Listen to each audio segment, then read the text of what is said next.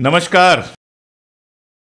फ़लस्तीन पर जो मेरा पिछला वीडियो था उस पर किसी ने लिखा कि फ़लस्तीन के फेवर में बोलते बोलते आपकी आवाज़ थक गई होगी, आप थक गए होंगे।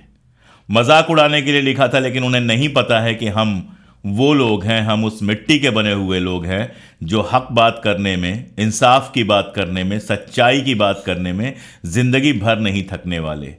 आप थक जाएंगे ट्रॉल करते करते, आप परेशान हो जाएंगे कमेंट करते करते, आपका सर दुख जाएगा, दिमाग की नसें उलझ जाएंगी, आपका दिमाग खराब हो जाएगा। लेकिन हम सच कहते कहते नहीं थकने वाले हैं, क्योंकि हम किसी पैसों के लिए, किसी स्वार्थ के लिए नहीं, इंसानियत के लिए काम करते हैं। खैर, इधर 3-4 दिनों से मैं देख रहा हूं कि अब यूट्यूब पे तो हर तरह के लोग हैं। कोई आरजे फारजे है, वो भी इतिहासकार है। ये जितने गोदी मीडिया के एंकर हैं वो भी इतिहासकार बन गए हैं। हम जैसे लोग जिन्होंने सैकड़ों किताबें पढ़ी, जिन्होंने किताबें लिखी, जिनकी इतिहास की किताबें पढ़ाई जाती हैं, उनकी बातें कम सुनी जाती हैं। लेकिन ये जो, अब मैं क्या कहूं, ये 2-2 कौड़ी के लोग यहां वहां से पैसे लेके और इतिहासकार बने हुए हैं, जो कुछ भी इतिहास के नाम पे बोलते हैं, जो बकवास करेंगे घंटों अपने चैनल पे आके, बड़ा शानदार एडिटिंग होगी, बड़ा शानदार सब कुछ होगा क्योंकि पैसे उनके पास बहुत हैं, लेकिन बोलेंगे सिर्फ झूठ। ऐसे लोगों ने इस झूठ से पूरे सोशल मीडिया को भरने की कोशिश की है, गर्दो गुबार फैलाने की कोशिश की है कि फलस्तीन कश्मीर के मुद्दे पर कभी हिंदुस्तान के साथ नहीं रहा है। मुझे सच में आश्चर्य होता है कि ऐसी बातों पर लोग भरोसा कैसे कर लेते हैं। 2004 में डेथ हुई है यासर अराफात साहब की, जो फलस्तीन के ऐसे लीडर थे जिसको दुनिया मानती थी, जानती थी, जो कई कई बार हिंदुस्तान आए। इंदिरा गांधी के साथ फोटो मिल जाएगा, बड़े बड़े नेताओं के साथ फोटो मिल जाएगा। एक जमाना था, हम लोग उस जमाने में देखते थे, सुनते थे, पढ़ते थे। यासर अराफात जो बात कहते थे वो सारी दुनिया में सुनी जाती थी। 2004 से 2023 में सिर्फ 2 दशक गुजरे हैं, सिर्फ 20 साल गए हैं, सिर्फ 2 दहाइयां गुजरी हैं और उनकी सारी बातें भुला दी गई। आज ये 2 कौड़ी के लोग हमको इतिहास के नाम पर कुछ भी पढ़ा रहे हैं, और धिक्कार तो आप लोगों पे है जो जरा सा गूगल सर्च करने की कोशिश भी नहीं करते हैं, 4 किताबें खरीद के पढ़ने की कोशिश नहीं करते हैं और उनका कहां मान लेते हैं। खैर, मेरा तो काम ही है ऐसे फर्जी लोगों की फर्जी बातों का आपके सामने पर्दाफाश करना।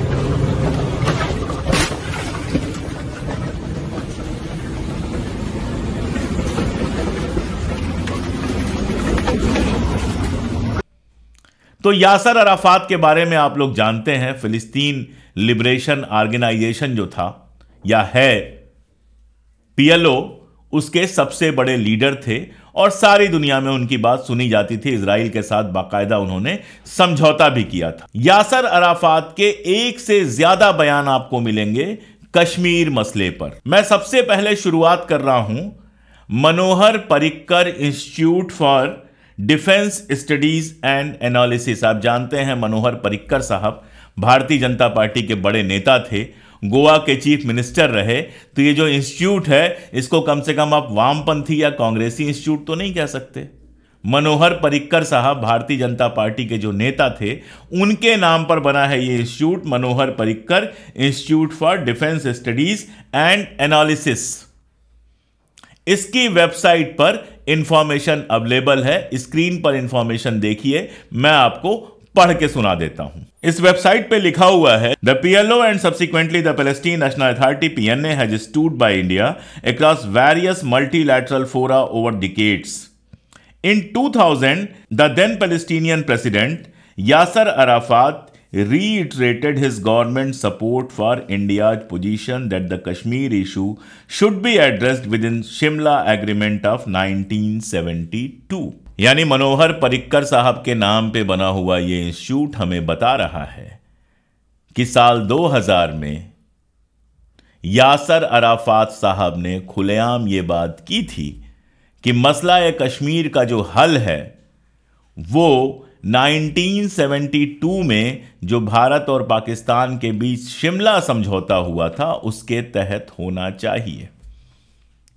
यही भारत का स्टैंड तब भी था और आज भी है। भारत हमेशा यूएन में और बाकी जगहों पे कहता है कि 1972 में इंदिरा गांधी और भुट्टो साहब के बीच में जो समझौता हुआ था, शिमला समझौता, उसी शिमला समझौते के तहत मसला कश्मीर का हल निकाला जाना चाहिए। मतलब वो समझौता ये कहता है कि कश्मीर भारत का अभिन्न हिस्सा है। यानी यासर अराफात साहब कह रहे हैं कि कश्मीर हिंदुस्तान का हिस्सा है, अभिन्न हिस्सा है। और बहुत पुरानी बात नहीं है, साल 2000 की बात है। असल में साल 2000 में यासर अराफात हिंदुस्तान भी आए थे और पाकिस्तान भी गए थे। जी, 15 अगस्त साल 2000 को पाकिस्तान के सबसे बड़े अखबार डॉन में एक खबर छपी है और वो खबर ऑनलाइन उपलब्ध है। आप स्क्रीन पर वो खबर देख लीजिए। यासर अराफात पाकिस्तान में बैठकर मसला कश्मीर पर हिंदुस्तान के साथ खड़े होते हैं।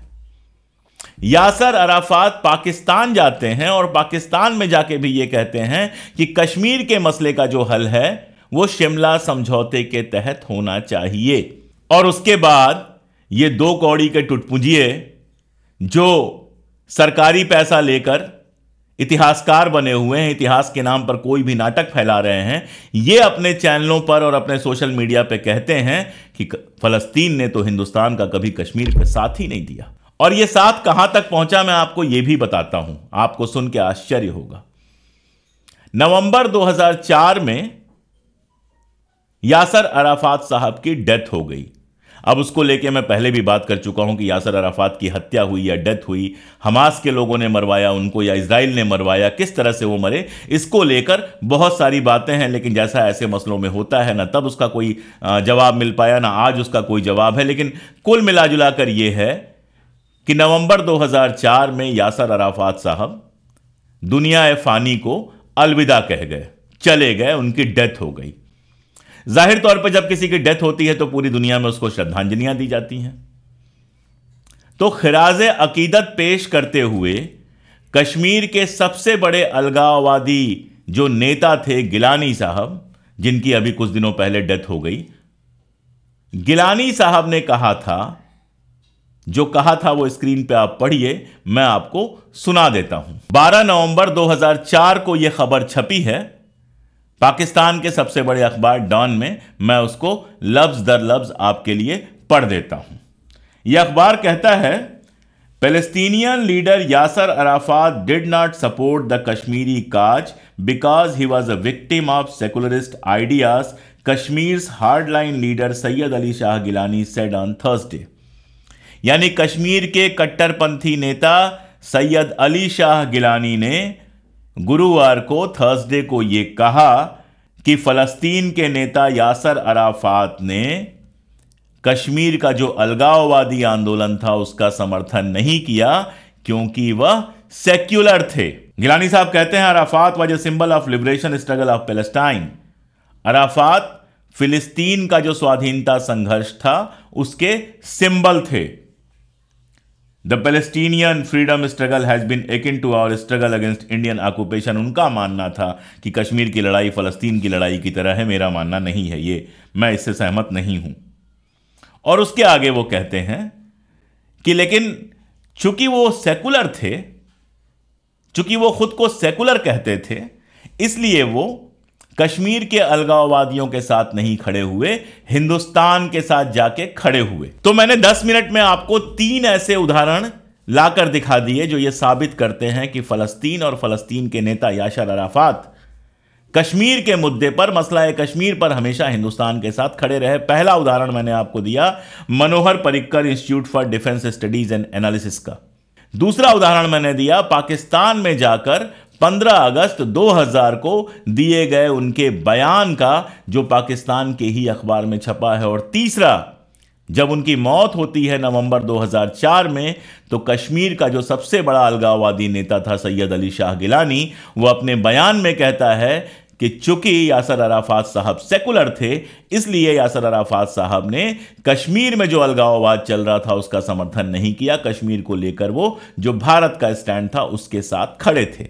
तो 25 मिनट के अपने वीडियोस में झूठ जो वो फैलाते हैं, 5 मिनट में इन 3 पॉइंट्स के आधार पर आप समझ सकते हैं कि वो कितना बड़ा झूठ है। सच्चाई ये है, हकीकत ये है कि फलस्तीन और फलस्तीन की लीडरशिप, जो पैलेस्टीनियन अथॉरिटी है, वही अभी भी रूल कर रही है वेस्ट बैंक को।